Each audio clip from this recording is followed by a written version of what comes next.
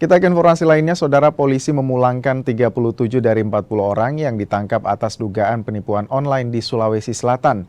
Mereka yang dipulangkan hanya berstatus wajib lapor.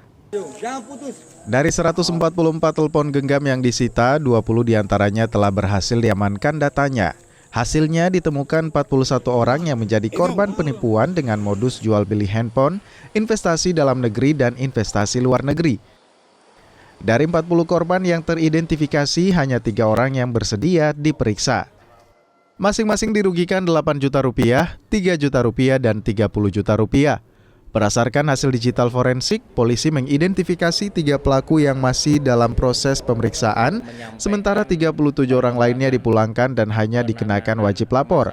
Polisi bilang kasus penipuan online merupakan delik aduan hingga memerlukan laporan dari korban. Penyelidikan lebih lanjut. Sampai dengan saat ini kita sudah mengangkat data sebanyak 20 handphone. Karena ini perlu waktu. Dari 144 handphone sudah 20 yang kita angkat datanya. Ya. Kemudian dari 40 tersebut, 20 handphone tersebut kita temukan korban sebanyak 41. Pasal yang kami persangkakan ini adalah penipuan online. Deliknya adalah delik aduan. Ya.